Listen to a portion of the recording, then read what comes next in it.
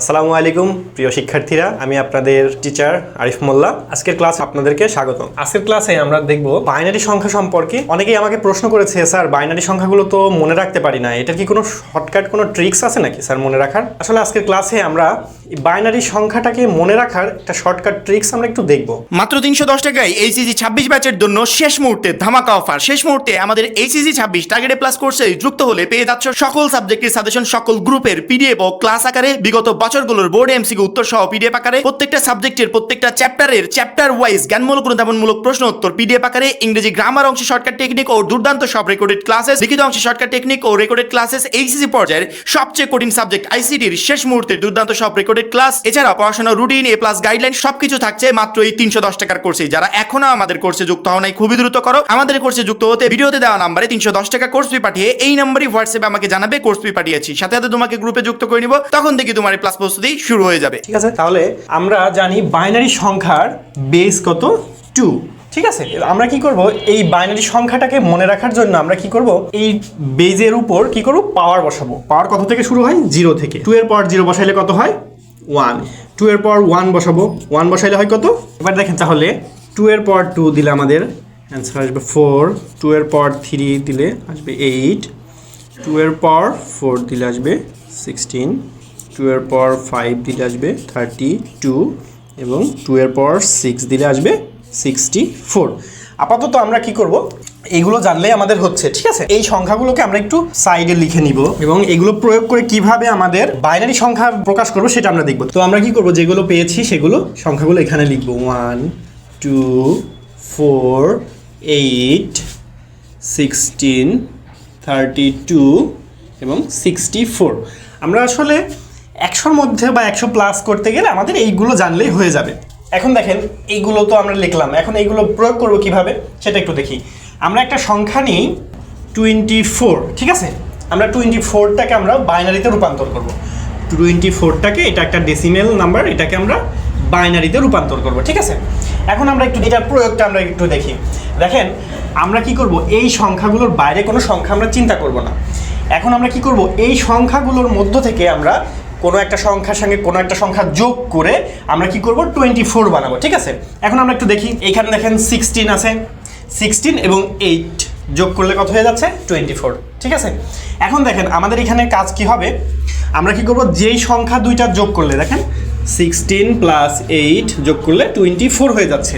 যেই সংখ্যাগুলো আমরা এইখান থেকে কাউন্টে নিয়েছি সেইগুলোতে শুধু 1 বসাই দিব, আর বাকিগুলোতে কি করব, 0 বসাই দিব। তাহলে আমরা 0 বসাই দিলাম, আর এই পাশে আমরা ডানেও এগুলো তো যেহেতু নিইনি 0 দিয়ে দিলাম। তাহলে এখন আমরা এগুলোর মান বসাবো। এটার মানের দিকে আমাদের একটু খেয়াল রাখতে হবে, আমাদের মান বড়র থেকে এই ছোটোর দিকে আসবে। ঠিক আছে, তার মানে আমাদের মানের ফ্লোটা হবে এই দিকে।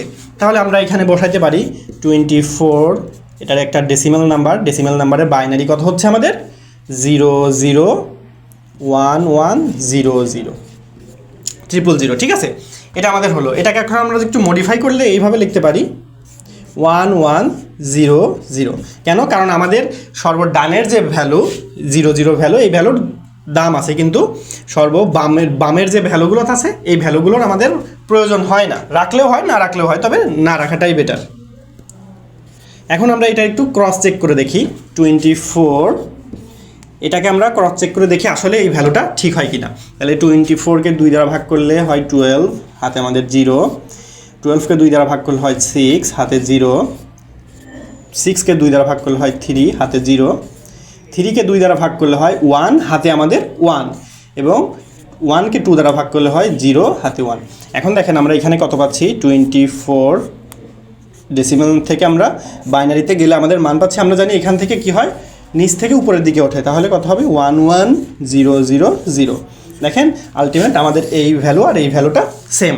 তাহলে সেম ওয়েতে আমরা কি করতে পারি, আরও বড় বড় যত সংখ্যা আছে সেই সংখ্যাগুলোকে আমরা কি করতে পারি, এই নিয়মে সেই সংখ্যাগুলো বের করতে পারি। ঠিক আছে,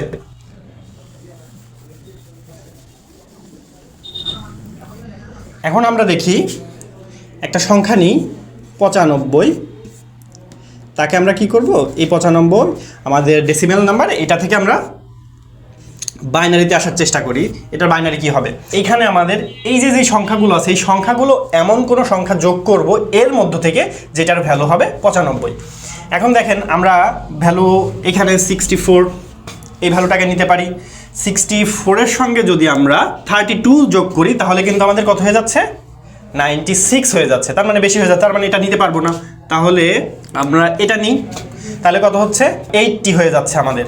তাহলে আমরা এটা নিই, তাহলে 88, 92, 94 এটা। তাহলে আমাদের এই সবগুলো যোগ করলে তাহলে দেখেন 1 + 2 + 4 + 8 + 16 + 64 এটা যোগ করলে হচ্ছে 95। ঠিক আছে, তাহলে আমরা কি বলেছিলাম, যেই ভ্যালুগুলোকে আমরা কাউন্টে নিয়ে আসবো সেগুলোর কত হবে, সেগুলোতে হবে জাস্ট 1, বাকি যেগুলোতে যেটা নিব না সেটাতে হবে 0, তাই তো।